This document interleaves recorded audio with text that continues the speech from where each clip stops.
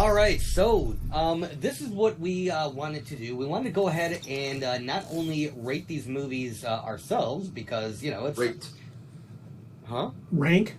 Rate? Rank, yes. Not only do we want to rank these movies ourselves, because this is what we've been talking about for the past, like, year and a half, or 2 years, or 3 years, or however long, I don't know. We've been talking about this stuff since the phase started back with WandaVision. But we want to get all of you involved, too. We want this to be a big old group project. So, those of you that are in our chat, that are watching us today, we're going to be going through all of the Phase 4 releases. That includes the movies, the series, and the specials. And we want to know what you think, where you think we should rank them. And we're going to kind of come to a consensus and put together the special Not Your Status Quo tier list of MCU Phase 4. Sound good? Sound good to me. Should we talk about the different rankings that are there in case people are unaware? We should, yeah. We should probably explain that. For those of you that are unacquainted with this sort of tier list, basically S tier is like the top tier. It's number 1, stands for super tier. All right, so usually whenever you see S coming above the A, it's always like the best of the best. It's like you can't beat it. If we were doing this on the Doug scale, this would be a 10. Okay? Right on. But then under that, we've got A, B, C, D, E, and F. So these are like, think of them like, I guess, school grades, if you will, if you want to equate them to anything.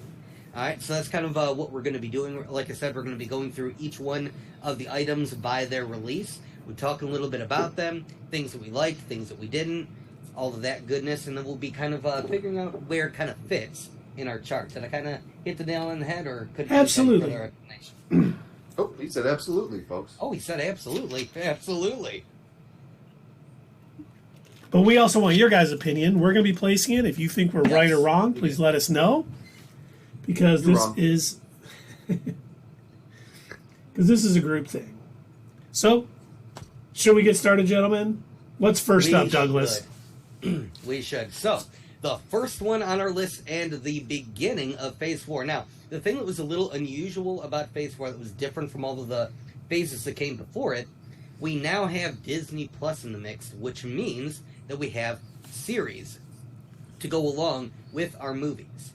And I guess that really worked out. It was beneficial for Phase 4, considering, the pandemic hit right around the same time. So it gave people something to watch of that, since not everybody was able to go in the theater. So we started off our phase with WandaVision. You gentlemen remember WandaVision? I certainly do. Yes. Yes, WandaVision. That was one heck of a series, and I remember that was what we invented our What's Next series of videos around, was WandaVision, because there were so many theories swirling around, which, as everybody who follows Not Your Status Quo, you know that we were 100% correct on every one of them, right? 100% right, 100% of the time. Yes, Mephisto showed up in every single episode. But we now know that Mephisto is showing up in Ironheart, played by Sacha Baron Cohen. So we were right, just a little ahead of our time. We're trendsetters. But I mean, everything about this show I really enjoyed, because it kind of broke the mold of what they did in the MCU. Mm-hmm. Because it was like sitcom episodes for the first couple, and then we kind of find out that there's this bubble that, Wanda created to kind of keep this all in. Sword was outside. There was a bunch of crazy stuff going on. I mean, Lizzie, as I call her, was phenomenal. Paul Bettany, even though he made us go crazy with theories when he said, I'm acting with someone I've always wanted to act with, blah, blah, blah. Right. We started out having all these guesses. So, I mean, I really enjoyed it. I look back on it. I want to watch it again. I haven't watched it again. It really pushed a lot of things forward in the MCU, with what happened in Doctor Strange and the Multiverse of Madness. We still got the White Vision out there somewhere. So much happened because of this show, and it was so well done. I personally put it, we all did our own rankings earlier, I put it as an A on my tier maker. All right, so Keith has it as an A. Dave, what about you? Whereabouts did you put it? Well, I thought it was It's like a super. What do they call that? An extra medium. Okay. Extra medium. So Yeah. like about a B. It was like between a C and a B for me. I found it like at first it was kind of quirky and neat, but then overall, once the show ended, I just thought, okay, whatever. So, and then I've never been tempted to go back and watch it again. So that's why I put it in that certain spot. And Sierra gives it a B plus. All right. Well, So for me personally, I also I enjoyed the series when it first aired, and I was definitely on the hype train of, oh my gosh, what's going to happen next, and I couldn't wait for the next episode. We've talked about water cooler moments in the past, and for those of you that don't remember when we were talking about this before, the topic came up when Amazon decided they were going to keep The Boys with their streaming. Instead of dumping all the episodes Netflix style, they're going to do them one episode at a time every week. And they stated the reason why they wanted to do that was for water cooler moments. And I'd say that that was one of the biggest factors when it came to WandaVision, was it had those constant moments where we were, at the end of the episode, talking about it, everything that happened, all the craziness. And each one of the episodes had something crazy and something worth talking about. And I gotta say, for those reasons alone, I want to put it at anywhere between a B and an A, because it was it definitely, like Keith mentioned, it kind of broke the mold for me, and it did something that a lot of other shows haven't been able to do the same thing with. Like even the shows that I really liked, like Hawkeye and stuff like that, I don't think they were able to capture what WandaVision did. Did WandaVision have its problems? Sure, it definitely did. For instance, I don't think that I think the introduction of their version of Pietro, from the Fox verse, I think that was really more of like fan service. I don't really know if they're going to go anywhere with that, if he's ever going to show up again. I don't really know. There was a couple of things that they seemed kind of and I didn't really care for the way that they ended Wanda's story at the end there, with them sort of implying that she was the hero, when I think Dave and Keith will agree with me, she kind of wasn't. She was a bad person. She was not even close. She, even Agatha, who is a villain, didn't deserve the punishment that Wanda gave her. Like, that was kind of gross. But I still can't fault the show for that too much. So Carrie gives it an A. I gave it an A. I gotta give it an A too. So we got 3 A's. Dave gave it a B minus, or a medium plus. Sierra gave it a B extra plus. medium. Extra medium, sorry. All right, so where do you guys are better at the maths than I am. Where do you think that kind of puts it at then? I think that puts it at like an A minus, so it would probably slip into the A. I agree. All right, then we're going to go ahead and put WandaVision in our A tier. Imagine a sound effect going off here. Ooh, an explosion. A Bane explosion. That's We'll have that on YouTube. YouTube, okay. Oh, by the way, before we go any further, we should say... Keith's just going to put in Comic Sans font, insert boom noise here.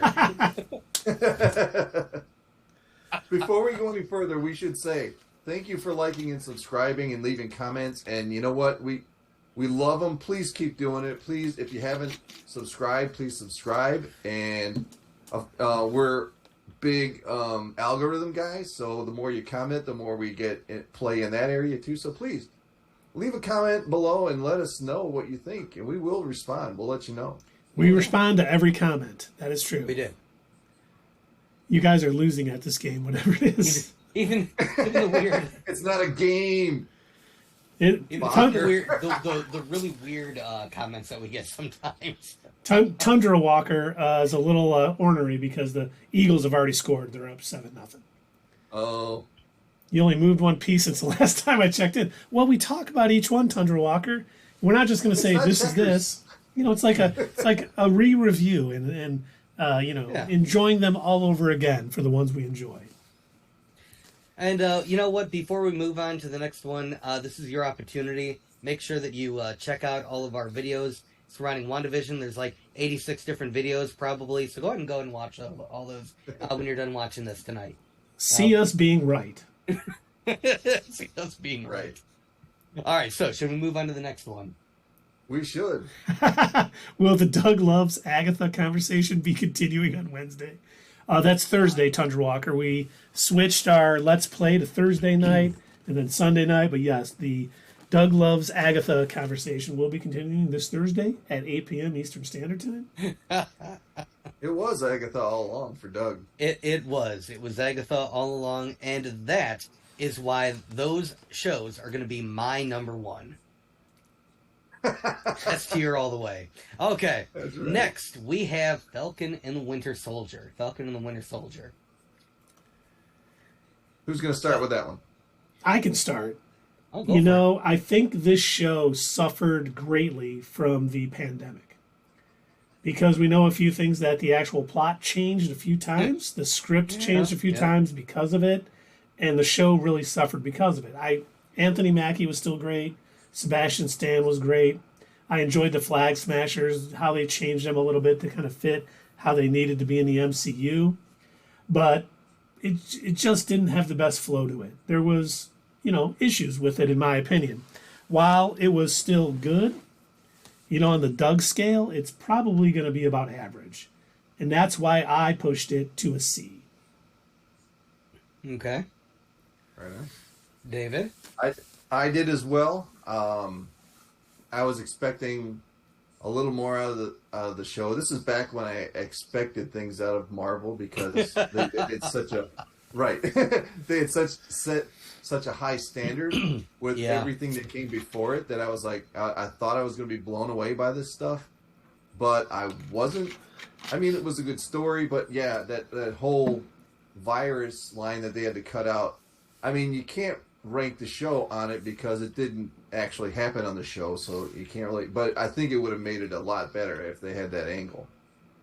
And the transition that they did, shifting him into Captain America, being reluctant because you want a reluctant Captain America. You don't want a guy who wants to be Captain America. They did that well, but the rest of it was kind of bland for me. So I'm going to stick with. I'm going to go with the C as well. All right, and Carrie says, unpopular opinion, one of my favorites. I enjoyed the buddy cop aspect. It gave a more personalized view of a universe we've been following for a decade plus. You're not wrong there. Carrie, what would you then rate it on our tier? About where do you think it would fit? Personally, I do have to kind of agree with the whole buddy cop thing. That was, I think, one of my favorite aspects of that series was just watching the two of them struggle to get along as kind of like two friends of Steve at two very different points in his life. The banter between them was fantastic. The banter was great. Things that I think it could have done better. I wish I would have spent a little bit more time exploring the family dynamic between... because if they would have given the same amount of time that they did with Bucky going through his sort of, mental health and trying to figure out things there, if they would have done the same thing for Sam and gave him time to, giving him time to kind of explore the dynamic with his one of the things that bothered me, but it was good that they mentioned it, and I'm glad that they brought it up, the fact that he is a superhero, somebody who helped stop Thanos, that, on top of that, even if he wasn't, he was still a veteran, and the fact that he was treated so poorly at the bank, they're like, yeah, but you don't have any income, we can't give you a loan, so we can't help you out, and it's it was crappy. And I wish I would have spent more time bringing up, what's his name, the other Captain America, or I guess the first Captain America, if you will. And I know Tundra Walker is no peace until he gets Bucky Cap, because for those of you who read Ed Brubaker's wonderful comic, when Steve Rogers was killed, Bucky took over as Cap before Sam. So I know he has often said no peace until we get Bucky Cap. C+ from Sierra, and we got... It was a little bit unimpactful, too. It seemed did you like read what Carrie said? that's hard. I'd She say. said, "Dang," but she gave it a B plus before her. I can't see her chat anymore. The Because higher that's up. hard. I'll say like B plus just because I still have to do other stuff and can't give everything an A. Yes, you can. I'm You going can to give whatever everything name an you want to. You can give as many A's out as you want. Absolutely. Oh, absolutely. By the way, I was telling the behind the okay. All But right. So one of the things I will say about this too, I loved seeing Batroc in it again. George St. Pierre, one of the greatest welterweights in MMA history, and it was great seeing Sam in that costume. It was great seeing the Dora Milaje show up. Yes. One of the best Oh, things I that love the way that they disabled Becky just like that. Oh, that was great. and one of the best memes ever was showing the Dora Milaje knocking his arm off, and then Oh, Rocket saying, yes. "Teach me," from the scene from Doctor Strange. I'm sorry. I'd say the greatest meme was the dancing. Oh my gosh, I forgot about that. I did. Zemo dancing. Zemo dancing is the reason why. I didn't even tell you. That's the reason why I would push this up to a B. I mean, that alone was magnificent. Also, I don't mind the direction they went with the whole power broker thing. I am still not convinced that she's a Skrull, She is. regardless of what Keith and Dave think. I am going to pump the brakes on that one. Yes, Zemo is great. I like the idea of what's her name being the power broker. I love the idea that they were showing somebody else still trying to produce the super soldier serum. I thought that was cool. So there was a lot of it that was good. I just feel like it could have actually used more time, and also I didn't like the way that the quick flip of the villain. Like, what they were doing was good at first, where they were actually making good points. Like, for a while, I was like, oh man, the Flag Smashers aren't really wrong. Like, I get it, but it's like they were running out of episodes, and so they're like, shit, we gotta make them bad guys real quick. And I think they would have given it more time, then it would have been better. So that's why I would have to drop it down to a B instead of an A. And that was I didn't mind the Sharon Carter being the power broker, because it makes sense if she's not a Skrull. It makes sense because how she was treated by the CIA and everybody else leading into that.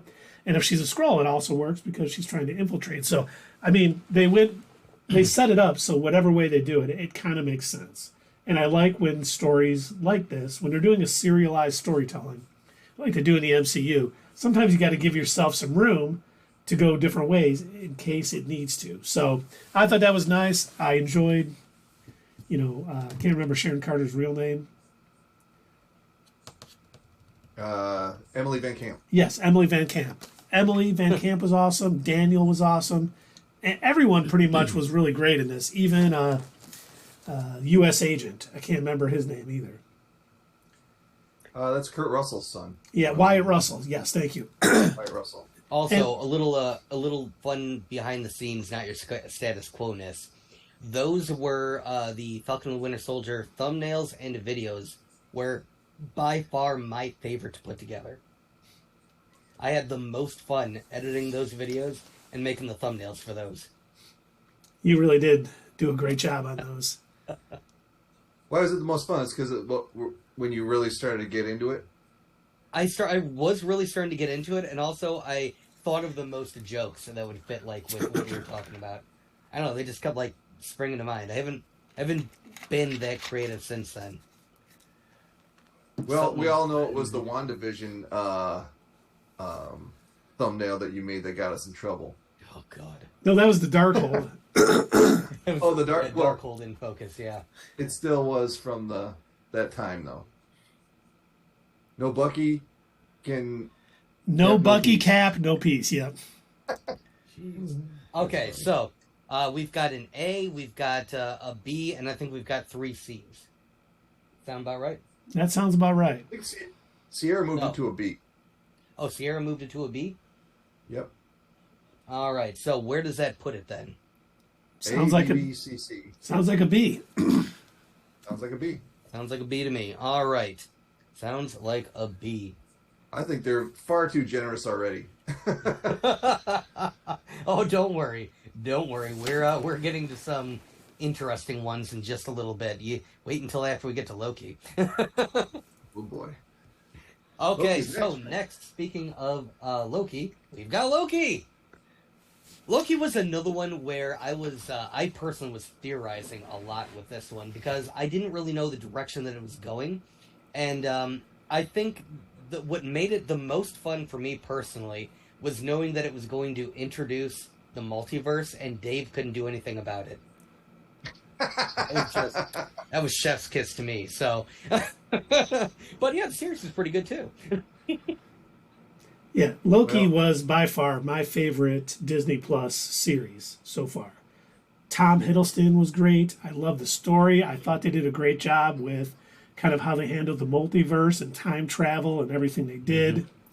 And then, we actually got, Jonathan Majors as He Who Remains. So we saw a Kang variant early on. And I just think really everything about this show I thought was perfect. Every week I couldn't wait to see another episode. It Oh, same. it was living rent free in my head 7 days a week. Couldn't stop you have thinking low of it. standards Production of if it was Sylvie, too. perfect. If it, perfect? You said it was perfect. You have a very low standard if that was perfect. This is the guy who enjoyed Morbius. So just Oh, yeah, hold. okay. I did not. It was What was it that was airing? It was Morbius and something else, and he chose Morbius. Sonic the Hedgehog 2. That was right. yeah. Between going to see Morbius or Sonic the Hedgehog 2, he chose to see Morbius for a second time. No, it was Spider-Man. Because Sierra was with me. We saw Morbius instead of Spider-Man. You saw Morbius. Oh my god, that's even worse. Yeah, I know. Holy It was shit. terrible. Wow, you should feel bad. Yeah, I do feel bad about that one. But back to Loki. I think there's very little that I could fault with this series. I struggle to think of anything that they did wrong with it because every episode left on almost a cliffhanger. It was such an interesting idea to introduce the TVA, like really, really making the MCU super weird. I mean, they kind of cranked it to 11 by introducing the TVA and having like the trials that basically you couldn't win. You were going to get deleted from the timeline, and we had all these different Loki variants that were introduced. We had tons and tons of Easter eggs. I'm sure Ryan Airy was like at full mast the entire time trying to come up with all of his. Here's the 102 Easter eggs that we found in this episode of Loki, and so I mean, it was like constantly there was always things to theorize about, to look at. Okay, I did think of the one thing that I would say I didn't care for in this series, and that was, I want to say, like third to last episode when they were trying to escape that planet and that tower started coming down, but then all of a sudden kind of like rewinded and went back up, and all of us, we were sitting there theorizing and thinking, oh, Loki must have one of the Infinity Stones, or Sylvie must have some sort of power. They never explained it to my knowledge. They never said how that even happened, and it just never came up again. I thought Loki used his magic. Did he? Yeah. I didn't know that his magic could reverse objects and make them. It's go just like back. telekinesis. Oh, see, I don't know. That just wasn't clear to me in the series that his telekinesis could do that. That he had telekinesis, I guess. Well, no, he's just using But- magic as a telekinesis. He doesn't have telekinesis. Hmm.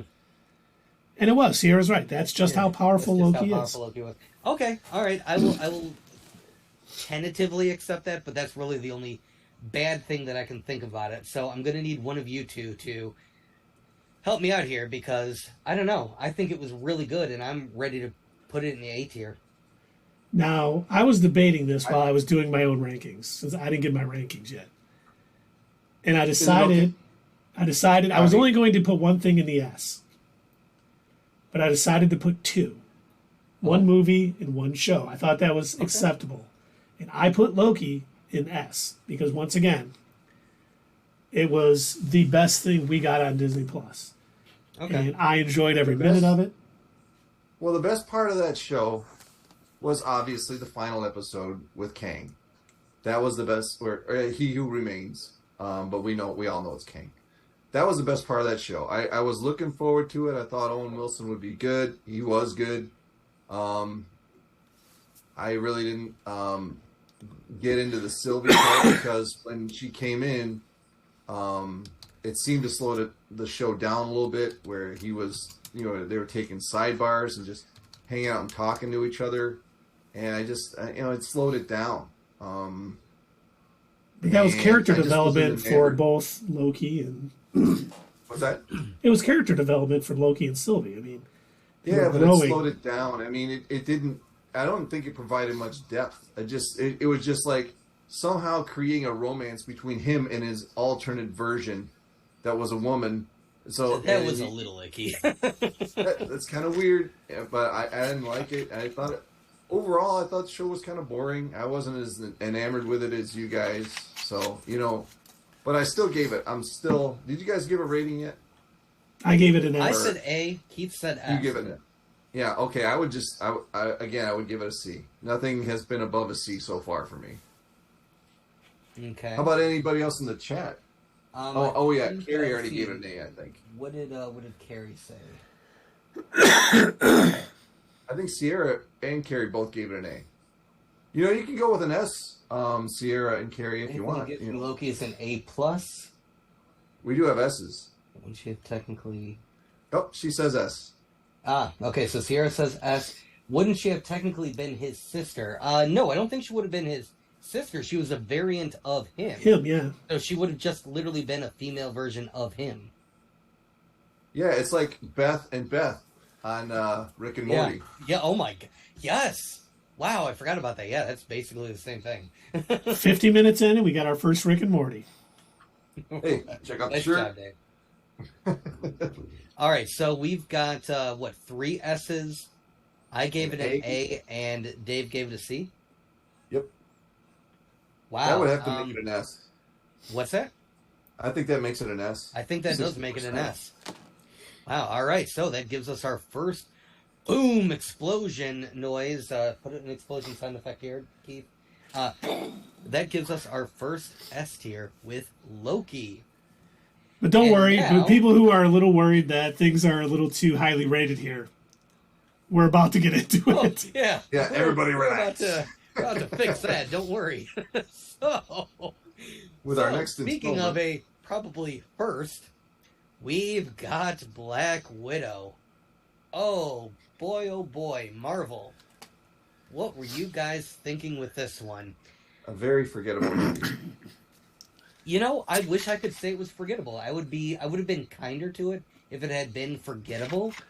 But the fact that I do think about it relatively often, and when I do, all I can think about is everything that went wrong with that movie, like everything that just didn't make sense, that was even on the grand scale of all the nonsense that just is insane physics-wise for superhero movies. Like, for instance, if you think about, like, the realistics of Iron Man, if he would have been landing from the sky in his Iron Man suit, his bones would have turned to jelly, things like that. Like, if we're talking about, just the fact that Hulk doesn't cause seismic explosions every time.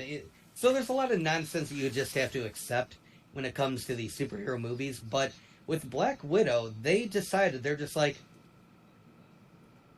you're really going to have to accept everything because she is clearly a superhero now. She has powers. She's probably a super soldier. I don't know. She can leap from a tall building and survive. None of her bones will ever be broken.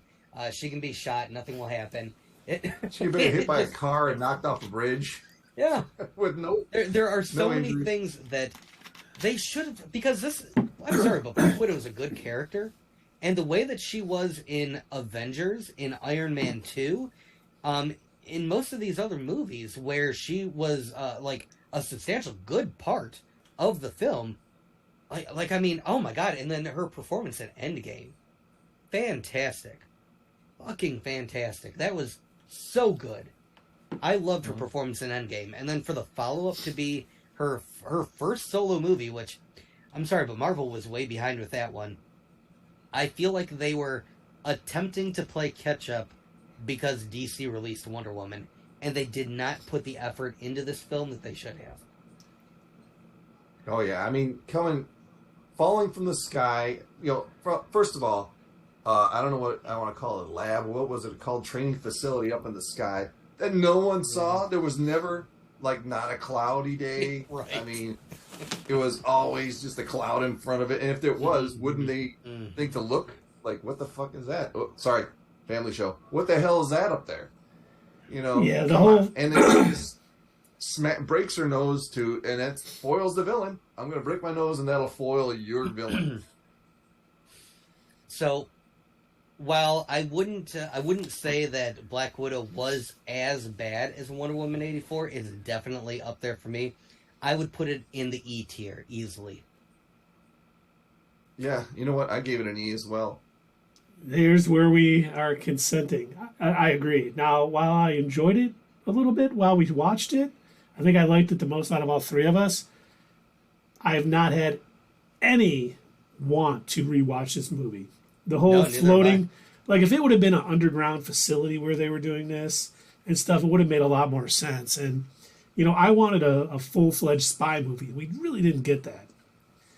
It was kind of everything just fell right into her lap. And, while Yelena was Russian awesome. Avengers. Yeah. While Yelena was awesome, that was about all of that movie that was good. Even what's his name from Stranger Things as Red Guardian was. David Harbour. Yeah, David Harbour was kind of more annoying than fun, and that is why I actually gave this movie an E also. I have no want to rewatch this movie. I probably will at some point, just to rewatch all of Phase 4 at some point, but I'm not going to enjoy rewatching this one. Yeah, I'm like that whenever I do a Star Wars rewatch, and it's God, I got to start with Phantom Menace. Such a bad movie. Yeah. And all right, so the ladies in the chat are being a little bit more generous than we are. They are. Okay, so let's see here. Sierra, B- because it was a spy movie. Was it though? And it gave the feeling of a spy movie. Did it though? And I personally am biased because of Elena. Yeah, she really likes Elena. I get it. Florence Pugh is awesome. I would argue that she was better in Hawkeye. I would agree with you. She wouldn't have been better in Hawkeye had she not set it up with this film, though. Okay. All right. Well, so if you didn't have an appearance, B, then we have a B-, and then we have a D. Is that B- enough and the D enough to bring it up to a D, or is it E tier? I think it's D. The B- brings it up enough. Compared to 2, I'd say it's still an E. I'm based on what That's how Loki got an S. Oh, that's true. We did do that with Loki. 3 S's gave it an S. So, yeah, I think we unfortunately have to go with an E for this. Sorry, Carrie and Sierra. All right, so Black Widow, you kind of tried. We hardly knew you. Saw you once, that was it. All right, yeah, same. I have not watched it since we saw it in theaters. No, and I was thinking the first 3 phases, I was always willing to go back and watch every movie, even if it was Thor Dark World. Oh yeah, I've rewatched Dark World, and it's not as bad as I remember. It had enough in it that I was like, this is rewatchable. It's fine. There was enough good moments that you can go back and rewatch it. Absolutely. Carrie, Thor Dark World is a solid A. Oh God! All right, we might have to do a phases 1 through 3 one of these days. Keith said absolutely, guys. Oh, he did. Okay. Sierra asked, yes, what if is later on this list? Yes, it is. But before we get to What If, which is actually next after Shang-Chi, we need to move on to the next movie that was released, and that is Shang-Chi and the Legend of the Ten Rings. I liked this movie. I really liked it. I thought it was pretty darn good. I wouldn't say that it was A, but I would say it's definitely up there in B tier. And if it wouldn't have been for the kind of funky graphics towards the very end, this would have been almost a perfect movie, and I would have been willing to throw it in A tier. But honestly, the weird dragon fight at the end, that was probably the only halting moment for me. Otherwise, the comedy was gold in this movie for me. The fight scenes were fantastic. I absolutely loved the train fight scene. That was so good. Mm-hmm. And there's, I have since then rewatched this movie a couple of times because it really is just that good. Even the training montage, which is such a movie cliche from the 80s, and I was like, yeah, I'm down for this. I'll watch a training montage of learning how to shoot arrows and the whole friggin', I was joking about this with the other guys, when she's showing Shang-Chi how to, move the water around and everything. I'm like, look, they even did that better than the Avatar: The Last Airbender movie.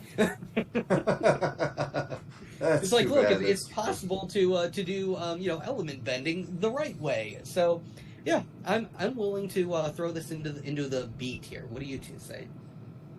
Yeah, it was a kind of a breath of fresh air.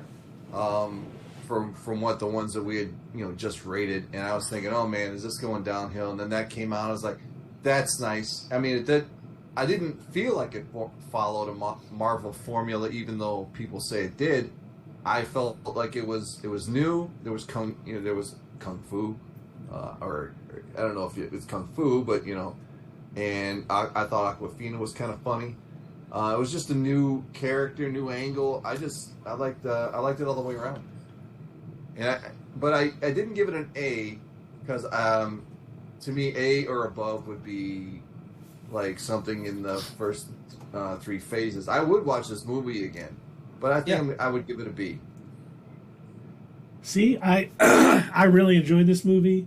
Like Doug, I don't think the dragon fight at the end was needed. I felt like Marvel was putting it in there because they're like, we can't just have 2 guys fighting at the end. We need some big extraordinary thing. We need a big CGI fight, like they put in all the movies. But I thought Awkwafina was great in this. I thought she was funny. I loved the fact, that his sister and him were kind of separated and they came back, all because of Tony Leone's, Mandarin. He was amazing in this, and I absolutely enjoyed this film. I've watched it a few times since I've gotten it. I even watched it in the IMAX ratio on Disney Plus just because I wanted to watch again. I really enjoyed this movie. The fact that they redeemed Ben Kingsley's character a little bit for me from Iron Man 3, because I still will not forgive that movie for what they did when I thought the Mandarin was really showing up. The way they brought him in after All Hail the King short, he was his prisoner, and he kind of got out. I just think it's a quality movie. I really enjoyed it. I can watch it multiple times. I can't wait to see any sequels. The rings are kind of a new, almost MacGuffin for the multiverse saga. We know it's pinging out somewhere. So it really did everything. It pushed the story forward. It was interesting. It was fun. It was kind of nostalgic for the, old kung fu movies I grew up on. So I put this in the A tier. Yeah, I originally rated this an A, and I moved it down to a B. But I think I'll keep it as a B. All right, so we've got an A, we've got 2 B's. What did our audience say? 2 more B's, so 4 B's and an A. So it sounds like we got a B. All right, Shang-Chi, you are going in B. Uh-oh, we have our first battle. Is Shang-Chi better? Shang-Chi is better than Falcon and the Winter Soldier. Yes. Boom. All right. Outstanding. Okay. So, I believe it was Sierra that asked earlier, do you guys have What If on your list? And yes, of course. As we mentioned in the beginning, we are ranking everything. We're from Phase 4. That includes the TV series and even the specials and What If thinking, about to say what's next. That's not your status quo series. What if from the MCU would have also fit into that, because that was technically a MCU series dealing with the multiverse, basically talking about like different variants of characters, and yeah. I know that we were kind of briefly, me, Dave, and Keith, we were kind of talking about this a while ago, and personally, I enjoyed it. I really liked it. I thought the animation style was interesting. It wasn't as smooth as I would have liked it to be, but the voice acting was phenomenal. Even the people who were like kind of filling in for roles. Also, by the way, this was Chadwick Boseman's last time voicing the character of Black Panther, so kind of extra points for that. But personally, I really liked the What If series. I thought it was interesting, kind of taking a look at literally what if one small change happened that totally, took this character down a different course. And it gave us like just an alternate view or a variant view, basically, of each one of these characters that we've already seen in these movies. And I would have probably put this in the B tier because I did really enjoy it. It was fine for what it was.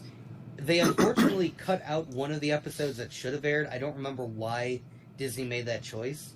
I don't know if it was like to round out the episode count, but they did not put in an episode, and it kind of confused some things for the last episode that aired in the What If series for the first season. But I was really invested in the kind of evil Doctor Strange that was in there, and kind of like, and I was also really invested with the Watcher. Is that what he is? Or the Beyonder? Yep. What is he? The Watcher. The Watcher. Watcher. I was really invested with the Watcher and how he kept saying like over and over, I can't get involved. I can't, I can't help them. I really wish that I could.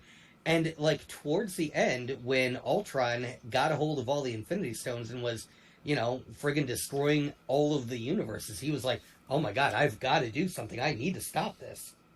And I was into the story. Like a thing that I thought was going to be all of these little one-off individual episodes, they ended up combining it into sort of like a Super Avengers Endgame style thing where they brought together all these different variants from different universes, and it was really cool. I enjoyed it. It was fun.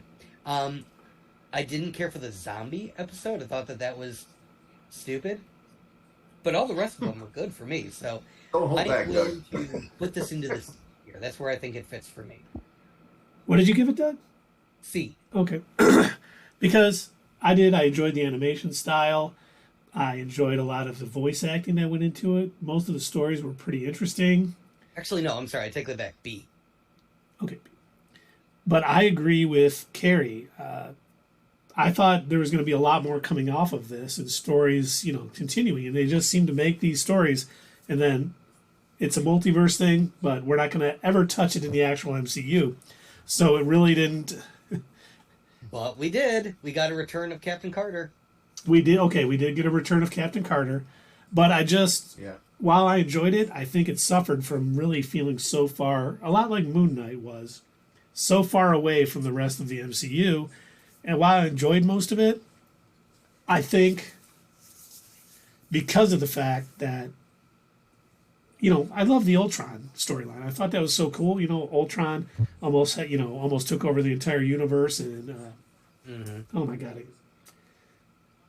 I don't want to say I can't. Annihilation Wave. He had an Annihilation Wave, and he was almost taking over the universe, and it was really cool, and I liked it. But it just doesn't touch the rest of the MCU, and I think that pushes it down. And for me, I gave it a C because of that. While I enjoyed each episode on its own, pretty much, including the zombies. I liked seeing Zombie Wanda. I thought that was pretty cool. I can't give it much more than a C because it really was just something that was there. It had some of the characters, it had some joyous moments, but we really didn't have much what's next to talk about it afterwards.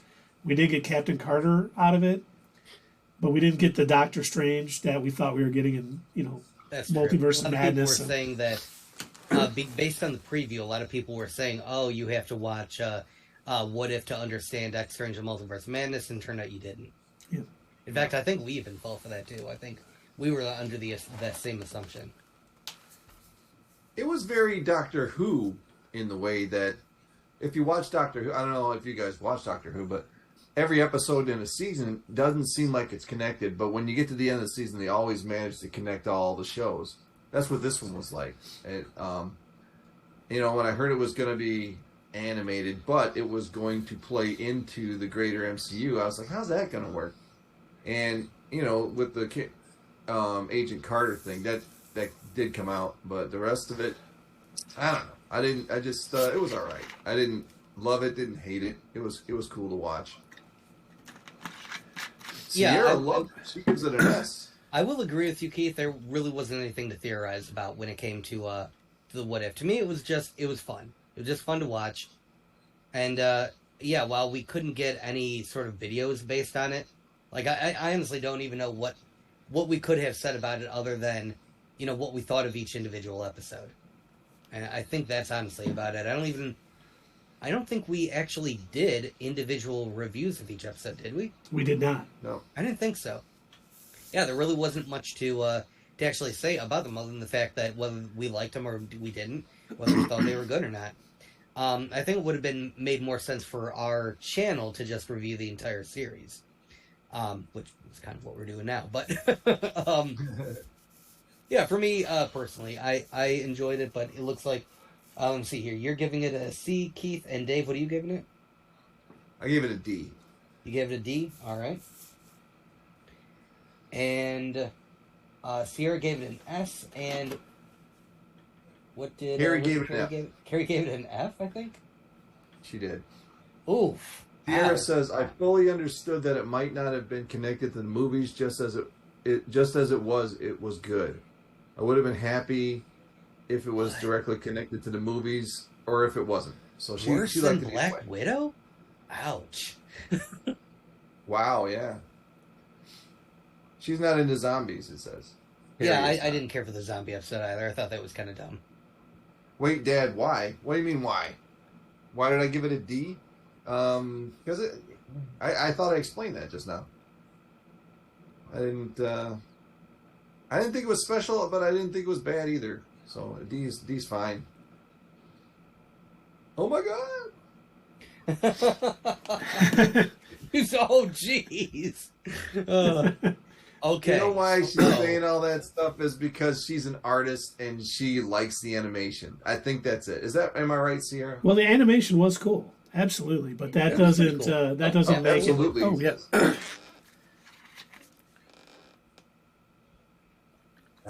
Yep, that's why. I know my daughter. By the way, Denzians of Supernatural, if you're watching this and you're laughing because of the absolutely's, just like you were the other night,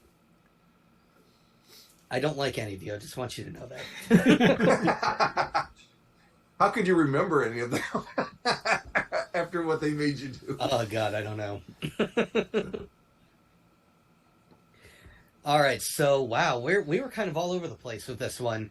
I kind of feel like it's actually falling because of the D rating and the F rating, and most of the C. I kind of feel like it's hovering somewhere around between C and D. What do you all think? It really is. I think the S almost pushes it up to C because that's such a strong, that's huge. And the F kind of bounces out. Then we got two C's and a D. It does. So yeah, I think it falls right in the middle. So throw it into the C tier. C tier, yeah. Yep. All right. Okay, our first C tier. You don't have to be sorry not for as tanking allowed- it, Carrie. These are we want your guys' opinions. You know Yes, what? we do. Your opinions are not wrong. They may differ from No, ours, you are but not tanking it. Absolutely not. Okay, so instead of a loud explosion for this one, Keith, do the sound effect of a redneck shooting off his rifle. Does that sound different than like a normal guy shooting off their rifle? it does, because you hear the singing in the background. Some folks will never eat a skunk, but then again, some folks will like Cletus the slack-jawed yokel. Oh boy! All right. Well, we got another interesting choice next.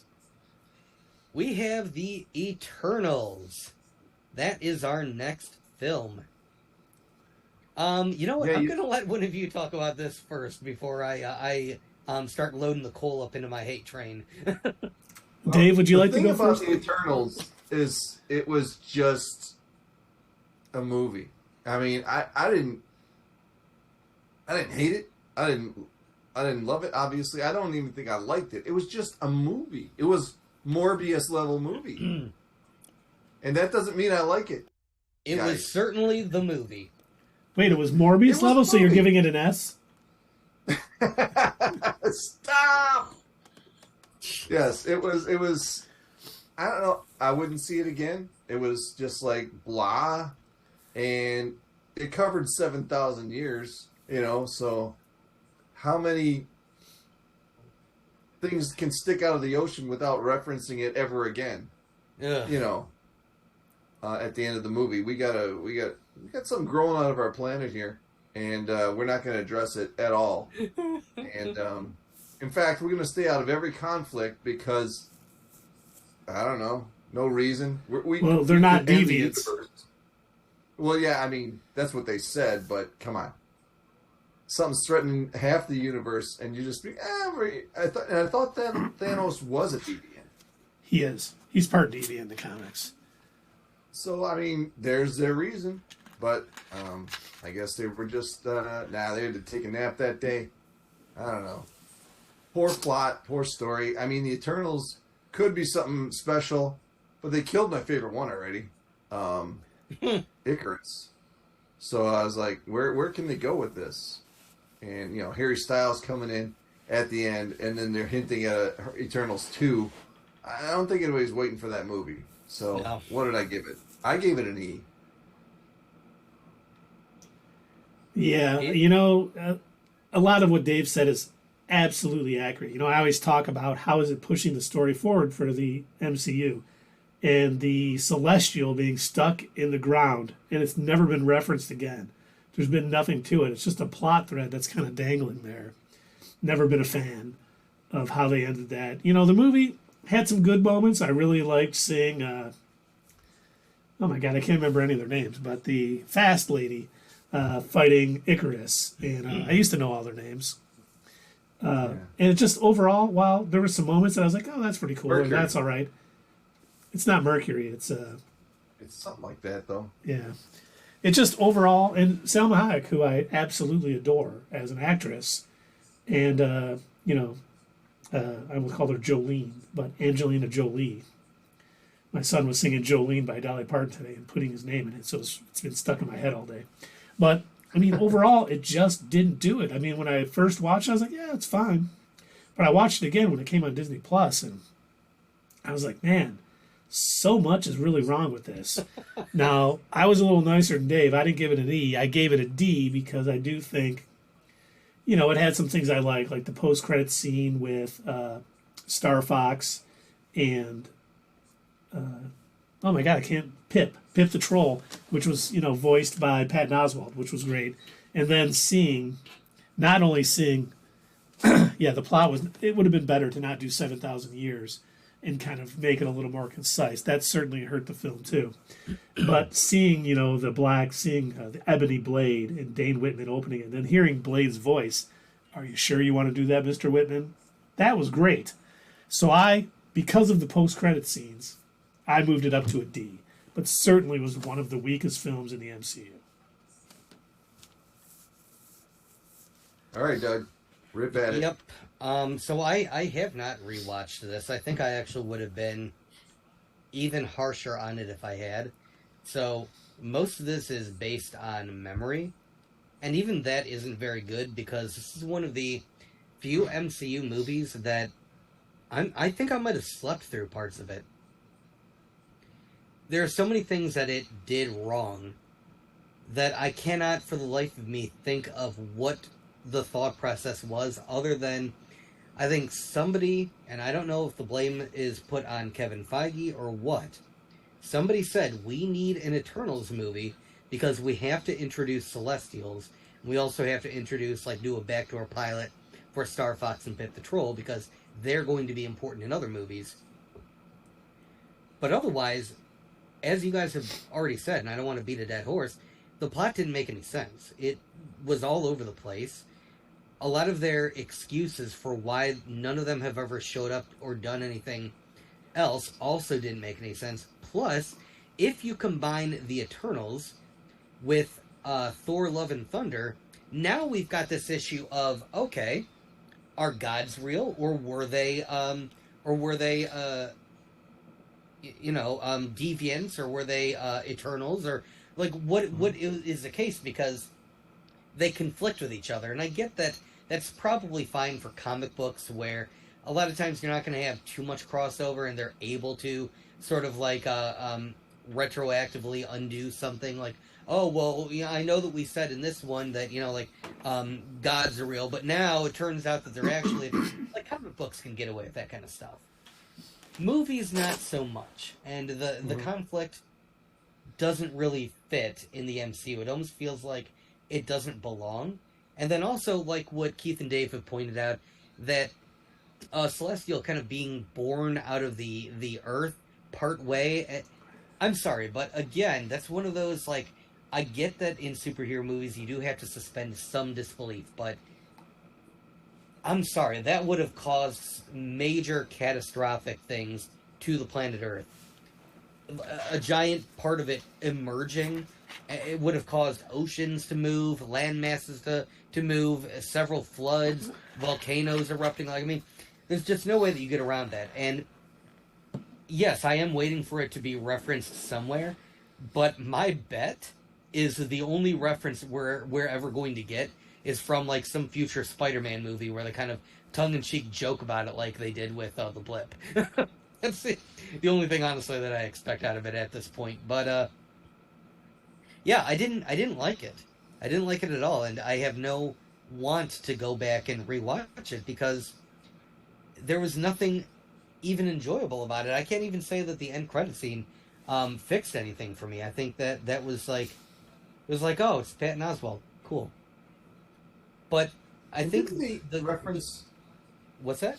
I didn't want to cut you off, but didn't they reference this in Miss Marvel, the Celestial sticking out of the water? There was a show where they just had like a written down. Oh. No, oh, like She-Hulk. Oh yes, you're right. It was She-Hulk. Yeah, I forgot about that. The only thing I can think of that they're going to do with the Celestial still sitting half out is the Galactus storyline, because in one of the runs of the comics, Celestials putting their eggs in a planet for it to incubate till it has enough power to, grow. He was targeting those planets because he got so much more energy from the planet and the Celestial that it satisfied his hunger for a while. That's the only thing I can see them doing is Galactus is coming to Earth because it has a Celestial and he wants that extra energy. But other than that, just silly. Mm-hmm. I'd say that the biggest sin of that movie, too, was tricking me into thinking that there was a saving grace with it by showing us that deviant who was slowly evolving by eating other Eternals and gaining, sort of a growing and, like learning to speak and becoming sentient. And I was like, oh, shit, okay, this is cool.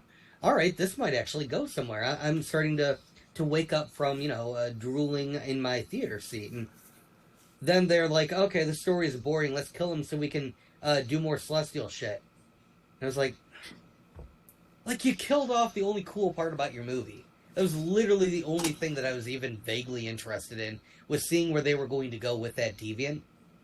And I really thought he was going to turn out to be like, some super mega villain that somebody somewhere was going to have to like deal with if he was going to like escape off planet. I had all these like insta theories that were forming in my head in the theater, and I was like, oh man, I can't wait to do a Theory Palooza. I can't wait to do a What's Next just for this one character. The rest of the movie is garbage. But then they killed him off. And so unceremoniously, too. It was just like the writers and the director were like, okay, we're bored of this character now. And I was like, you're kidding me. So this gets a solid E. It's almost an F for me, but it's definitely an E. Only because I don't think it's worse. I don't think it's worse than Black Widow. I don't know. It almost is though. It was not a good movie to me at all. So I would put it in E. So it sounds like we have 2 Ds, 2 Es. What did Sierra give it? not doing Batman terrible gaming. The famous MCU movie, Batman. Hey, The Batman is an S tier movie with that score. So yes, you're right, TG. Just a little off topic right now. But so we got 2 E's, 3 D's, it sounds like. But welcome. I hope the stream was good tonight, TG. Yeah, welcome, TG. Glad you're here. We are ranking Phase 4 MCU movies. Phase 4. Dragon Ball Z S tier.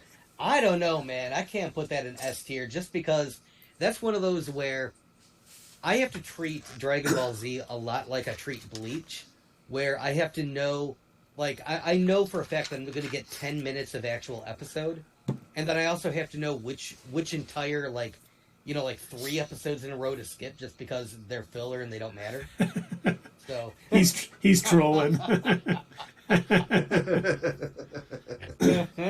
No, you know what? My nephew would agree with that Dragon Ball Z too. So, loves it. It's yeah okay. So okay, you know, TG, since we got you here, did you see Eternals and what did you think of it? Because we're trying to figure out where it's going to fit. I gave it an E. Keith, what did you give it? A D. Dave, what did you give it? I gave it an E. You gave it an E, so we got 2 E's, we got a D. And Carrie gave Carrie, it a what did you D. give it? A D. And what did Sierra give it? C minus. A C minus. C minus. All right. And he would say C for C the ending for the alone. ending alone. All right. So Well, with 2 the, E's, 2 D's, and 2 C's. Sounds like a D. I think it does sound like a D. I think that's where it's going to end up fitting in. Yeah. All right. Very generous. That is very generous. Yes, me is very generous. Because it was such a garbage movie. I'm sorry. Yeah. That's the silver lining. Keith, do the motion. For the ending alone, too. I like that you're pointing that out because I think even Keith agreed with me. He was just like, yeah, I really like the end credit scene. Yeah, Patton is fine. He's okay. He's good. He's one of my favorite comedians. But I don't think that was like his like one line. I don't know if that was, for me personally, I don't know if that was enough to save it. Just knowing the character in the comics, too, is knowing what Pip the Troll does and how he works into things with the Infinity Watch, all that stuff. But I was more fired up about the Dane Whitman thing. I want to see a Black Knight episode. And totally being surprised by hearing Mashallah Ali's voice as Blade talking. That was like, okay, that's fantastic. Once again, it still only brought it up to a D. So it wasn't like... Yes. But if Dane Whitman is going to, sort of bring his Jon Snow characterization into it, we all know what he's going to say when he's challenged with picking up that sword. I don't want it. So wait a minute. So Keith, if that movie did not have after credit scenes, what would it be for you? An E. F? No, an E. Okay. An E? An E, okay.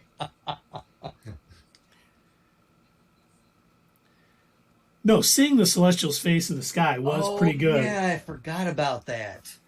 They That's did right. that, normally, yeah, that was good, but I just... The You should let Celestial... our YouTubers know what you're talking about. The YouTube crowd who don't get the chat. Oh, Oh, right. that's true. TG said that ending was fire. To see the Celestial's face in the sky was epic. And that was good. And that is, a lot of the times when they come to judge a planet, they do show up and just like let everybody know you guys are being judged. You have 24 hours to prove that you're... That just didn't really happen. He showed up and, they were trying to pull it out of the earth and destroy the earth. And I don't know, it was too rushed. Once again, if they would have, instead of showing us 7,000 years of the Eternals, they just could have focused on this storyline a little more, it definitely would have been a better film. Yeah, he said without that it's an E as well. So yeah, Oh, damn. the after credit scenes really saved it for this crowd. Yeah, I guess so. All right, let it be known that Eternals, you are only in D tier because your ending saved you. Yeah. Could have cut out everything but the ending, and boom, great movie. Mm-hmm. All right, Doug, what you got? What's next? All right, so the next thing released in Phase 4 of the MCU was the Hawkeye series. The Hawkeye series. that was another really fun one for me. I enjoyed it. I liked Hawkeye. And I think what really helped it along was they brought back Kingpin. I loved that they did that for us. I thought the how close they stuck to the comic book. Well, certain elements of the comic book. The story wasn't identical, but how many elements that they took from that run of the comic book series, which, if you guys noticed in the actual logo for Hawkeye, is pulled straight from the comic. So, little font and nerdiness for all of you who paid attention to that. I absolutely loved the opening or the end credits of that. Just the animation style was really good. This overall story I thought was really good. I love that they tricked me and made me think that the swordsman was going to be a villain. They really had me going with that, and it turned out he was not.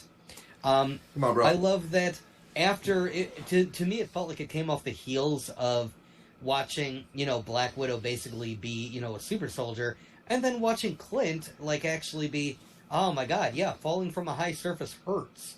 Let me put a Band-Aid on all of my scars. Let me, to me, it finally added a bit more. It brought the MCU back down to earth. And I liked that they did that. Very grounded. I like your wording there. Yeah, it was very grounded. I enjoyed that. I think Yelena was better in this series than she was in Black Widow. I agree. I think had she not done Black Widow, obviously she wouldn't have had the same kind of impact if she came in cold. So that's, I suppose. Yeah, if she wouldn't have been in Black Widow, she couldn't have been better in Hawkeye. Okay, all right, I will give you that. But I think there isn't too much bad that I can think of for this series, other than I didn't like being tricked with their end credit scene. I didn't like the Rogers the musical nonsense. Oh. That was stupid and a waste of my time. But okay, fine, you got me, Marvel. I shouldn't expect an end credit scene. Thank you, I guess, for giving me something. The only other thing that I would complain about, if you can call it a complaint, is I felt like they could have done better with Echo. I don't know, for you to tell me that you're going to end up giving her her own series, and she felt very underutilized, and I don't know where you're going to go with her, because Echo in the comics is actually really cool. She's a really cool character. And watching her, reading about her in the comics and her interactions with Daredevil really had me hyped for the character until I saw her in this, and it's got me a little worried, because I don't really know how she's gonna be now, because I don't know. She was fine, but she could have been better. But other than that, I really liked the series, and I'm willing to throw it in B tier. That's where I think it fits for me.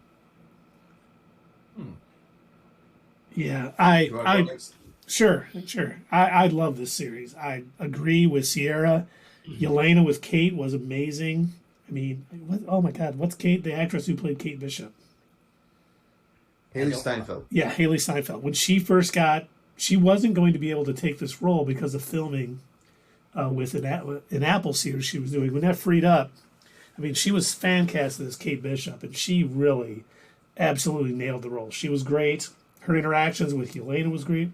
Her interactions with her parent, or her mom, and Tony Dalton, who was amazing as a swordsman, was great. I mean, everything about this, they tied, her origin a little bit into the first Avengers movie, which we saw a little bit of that with Loki too, which I thought was great. And they're really bringing the Kingpin back was great. Echo, while a little bit underutilized, I think they introduced her enough to expand in her own series later. And I will agree, the only downside to this, I agree completely with Doug, is the I can do this all day end credit scene on the last episode. And it was so funny because I blacked it out. I totally forgot about that end credit scene, and ended up watching this series again with my wife after I had finished it. She's like, I want to watch it. I'm like, I'll watch it with you again. And I remember watching the last episode, and I'm like, man, what was the end credit scene? I can't remember it all. And then I was like, oh no. You totally forgot? Damn. I like blocked it out. It was so bad. It annoyed me so much. I edited, I think, our final What's Next for that, so I will unfortunately never forget it because we kind of ranted about it for a while. So I ended up putting like a clip of that scene in our What's Next video for Hawkeye. And yeah, so that's like permanently burned into my brain.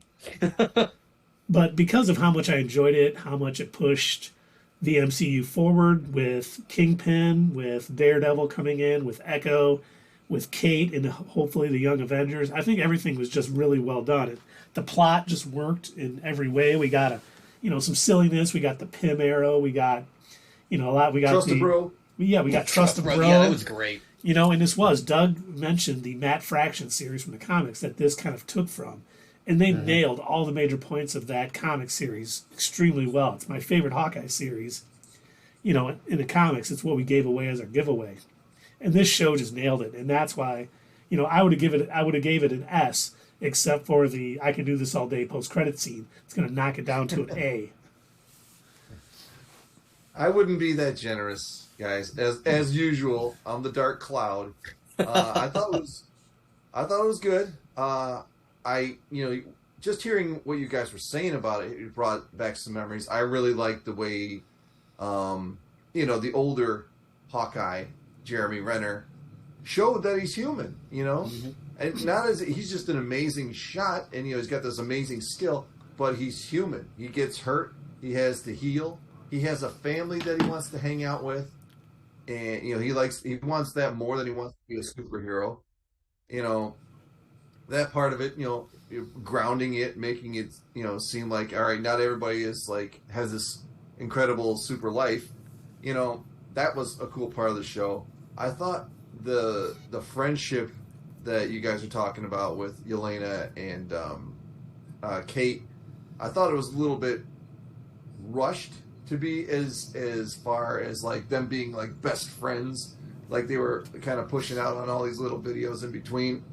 I don't know if it was on YouTube, but it was just 5 minutes of Kate and Yelena being best friends. I was like, oh, come on. They haven't had time to develop this yet. They've been one episode. So maybe it was the advertising that they pushed on me that made me not like it. But I do like Yelena. I do like Kate as individual characters. They're just don't seem like they would as close as that. So that marked it down a little bit for me, but I think they all did a great job, and the Truster Bro was hilarious. When they got her all tied up, and they're coming to her for advice, and they're showing little tweets, or not tweets, some text messages that they got, and what do you think I should do for that? That was pretty damn funny. And when they brought back Kingpin, yeah, you can't do better than that. Vincent D'Onofrio, is that his last name? D'Onofrio? Yes. Yep. That's the role he was born to play. It was amazing. And yeah, they could have developed, like Doug said, they could have developed Echo a little bit more. But, they want you to watch the series and watch her develop through that. So, my final rating on this was, you know what? I had a different rating when we started talking about it, but when you guys talked about it, I moved it up. I'm going to give it a B. All right. Oh, two more things that I forgot. Pizza Dog. They needed more Pizza Dog. He was good. Yes. He was one of my favorite characters, even better than Jeremy Renner. Also, Hawkeye probably murdered a dude when he used the Ant-Man arrow. I don't remember that. He had a couple of trick arrows, and one of them was a shrinking arrow. He shrunk one of the Trusted Bros, and then I believe the Times Square tree fell on him, and then I'm pretty sure... Oh, no, I'm sorry, he got carried off by an owl. Yeah, he's dead. That guy is dead. The owl killed him, Doug, not Hawkeye. Then he's at least being charged for manslaughter. But other than that, it was a good series. They killed half of Manhattan in the first Avengers. They did not. The aliens did. Loki. And by the way, that's where that's where Kate first saw Hawkeye. Yep. Yep. During that scene. Yeah. All right, so me and Dave gave it a B. Keith, you gave it an A. Carrie gave it an A, and Sierra gave it a C. C plus. Sierra, did you give it a C? C plus.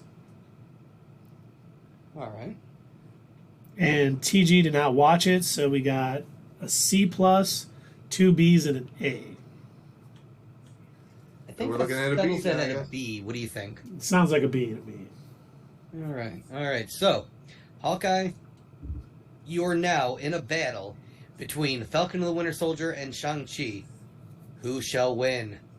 Now, I would put it ahead of Falcon and the Winter Soldier, but not ahead of Shang-Chi. I 100% agree with that. I agree with that too. Audience, what do you say?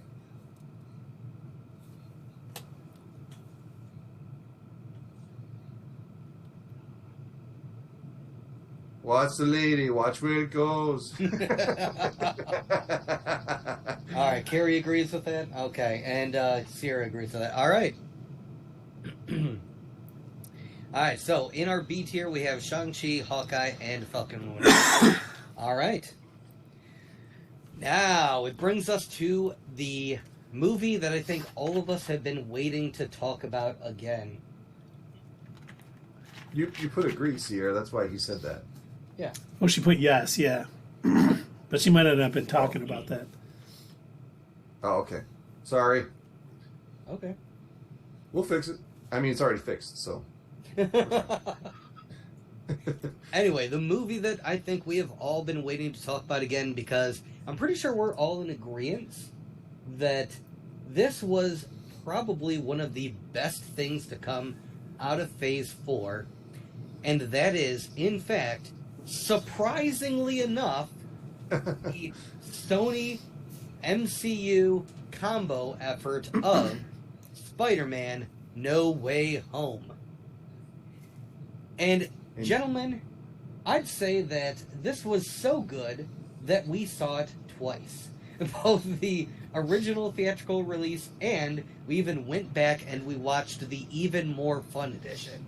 Now, I think we're only going to rate just, the movie by itself. I don't think we need to have a separate introduction of the even more fun edition, because I don't know if that's considered canon in the MCU. So, we're going to stick with the original theatrical release of Spider-Man No Way Home. I loved this movie. Oh my god, so far I have loved every one of the, I guess, Home trilogy. I don't know if that's what they're really referring to it as. I'm not sure. I think that's kind of like the fan sort of thing. But yeah, the series of movies that is Spider-Man as he was introduced in Civil War, followed by Homecoming, Far From Home, and then No Way Home. Each one of those movies have been fantastic. And I remember I was a little harsh on it when we did our At the Theater review. And I had originally said when we got out of the theater, I was like, well, I gotta be, I'm not gonna be too generous with it, because it was full of a lot of, obvious, fan stuff. They threw in all the different sort of like wink at the camera. I'm Spider-Man from that one movie that you remember. And so, I was a little bit mean to it coming out of the theater. But since then, I've watched it in the theater again, and I've watched it at home multiple times, because I went out and bought the Blu-ray, and because it's that good. And I gotta say, after multiple rewatchings of this movie, because of how well they reintroduced all of these characters that we loved from previous Spider-Man movies, how well they made all the different Peter Parkers work together, the horrible way that they ripped my heart out of my chest with Aunt May, I gotta toss this bad boy up into the S tier. That one, it's got to. I think if I would have rated it just as the way that I felt originally when I came out of the theater, I probably would have dropped it in B or A. But again, after multiple rewatches and just a real appreciation for everything that was so great about this film, and just how depressing, even more depressing now with the Even More Fun edition, which I would disagree after that end credit scene. Holy shit, that was so sad. Yeah, it's got to be S tier because poor Peter, man. God, kid's got it rough. And Well, I that's tell you, this was the crown jewel of Phase 4. It was definitely the best thing to come out of Phase 4. It was amazing. I mean, look at our list that we're going through here. And, like I said, everything fell off after Phase 3. After Endgame, there was a definite drop off, but this brought it right back up. This was an incredible movie. I love the way they brought everybody back. I love the way they treated them. I love the way, you know, they they all fought and then they got together. The Andrew Garfield redemption for his Spider-Man was amazing. Um, just the whole thing. I saw it. I think I saw it 5 times last December, and I saw it twice when it came out in September. So yeah, this was a great movie. The definite S for me. Oh, and terrible gaming S means super. I think he's saying that I don't know if he agrees with us because he originally put it in an A. But yeah, Oh, TG S tier is like the top. It's the best of the best. Super tier, going above A. And right now we've got in S tier we've got the Loki TV series because we all kind of agreed that, well, for the most part, we mostly all agreed that Loki was probably the best out of um, all of the series that we've seen so far. and But now for go Spider-Man ahead, No Keith. Way Yeah, Home, sorry. I mean, the worst kept secret in the MCU was that Andrew Garfield and then we're coming back as this. But It really was. bringing in the villains, the way they brought in the villains and the other Spider-Men, it just worked. It was fun. I mean, you could nitpick this movie to death, possibly, but it was too fun to do that. It was just, such an enjoyable watch. And, I saw it at the theater a couple times. I took my kids, everyone in my family loved it. My son has a little Spider-Man plushie he takes to bed now every time because of that movie. And pretty much every time I watch it, I still enjoy it. It's like I can't get sick of the movie. I'll turn it on. I think my wife has a little crush on Tom Holland. And now that him and Zendaya are broken up, I'm not sure. She might be heading out to Hollywood right now. But, I mean, it just worked so well. It was so much fun bringing everything back. It was great. Like Dave and Sierra, I think, said in the chat, or no, it was Carrie said in the chat, seeing Andrew Garfield's redemption, for, catching Michelle Jones when he, unfortunately Liz died in his own movie. It just had so many things that almost, brought a tear to my eye. But of course I didn't. That was allergies, you guys. But LG, right? oh, and Carrie is saying they aren't broken up. My wife has been lying to me. But uh, but then I think the best part is, someone talked about it. I can't remember who it is. How this always happens to Peter Parker. He just has the worst luck. He can't catch a break. He's got to do things that hurt him in life and everything else and at the end, making everyone forget him just to make sure that, the spell went back and then going in to see, Michelle and Harry, and he's just like, or not Harry, can't remember his name now. It doesn't matter. But seeing him and figuring, you know what, they're probably Ned. better off without me. Ned, yes. They're probably better off without me. I'm not going to say anything now. And he's willing to sacrifice that and do the hero thing, because, with great power comes great responsibility. So, he did what he had to do. And I thought they just nailed every aspect of a multiversal Spider-Man, Spider-Verse movie in this. It was great fun, rewatchable, pushed the story forward, and I may watch it again tonight. You never know. So this is definitely an S for me. All right, so far we've got three S tiers. I believe TG said an A, Sierra said an A, and yeah, you know what, TG, I'm not gonna fault you on that. Like, yeah, there's definitely things you could nitpick. I was literally arguing before we saw the movie. I was thinking that, yeah, Doctor Strange is probably making some really dumb decisions. It's not Doctor Strange, and if it isn't the person we think it is, Keith, Dave, what does that usually mean? Scroll. They're probably a scroll. I don't know. I mean, he might not be. They might have just been a case of the writers needed someone to screw things up. And I think if I remember reading, like Reddit or whatever, I want to say it was mentioned somewhere that the reason Doctor Strange acted the way that he did was because that's just the type of person that he is, where he's so full of himself most of the time, where he thinks that he's like above bad decisions, and that's why in the original Doctor Strange movie, even though he was told, "Hey, don't use the time stone like that. That's a really bad idea. There's going to be consequences," and he did it anyway. And yes, he made some dumb decisions in Spider-Man: No Way Home, but then in Multiverse of Madness, he also continued to make dumb decisions. So maybe that's just his MCU character. Maybe that's just like how he is. I don't know. Maybe he just makes dumb decisions. And TG, Doctor Strange is not the Sorcerer Supreme. Wong is. That's right. He is no longer the Sorcerer Supreme due to a technicality. What Doug's talking about is the reason he, besides the fact that he was gone for 5 years, could be another reason. His bad decision making, it would keep him from being Sorcerer Supreme as well. Well, and I think it's his ego too, because remember, he's like, "Oh, we did this spell, so everyone forgot about that party. We got this. It's no big deal." Yeah, Wong is not my Sorcerer Supreme. But I think it was more his ego and, him, I've done it before. I have no problems. I got this handled. I think is what caused that. And I think, that leaves room for Doctor Strange to grow as a character and into the Sorcerer Supreme role. So, TG says he's more of a burrito supreme. I don't know. Madison with the Y, but it's not where you think. She would disagree. That's her Sorcerer Supreme. You know what I read today? Now that you mentioned your girl Madison there, that wasn't even in the original script. Really? Wong, the actor Wong and the actress, they got along so well that they threw that in there. No kidding. Yeah, that's funny. That is funny.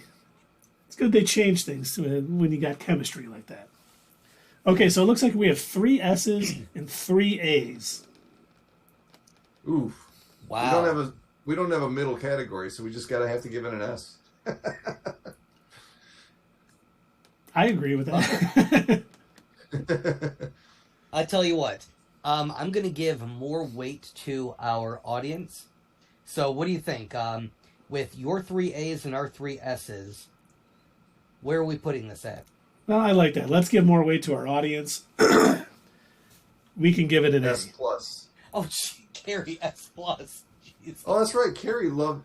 Well, which among us didn't give it an S? Too. I thought they all said A's.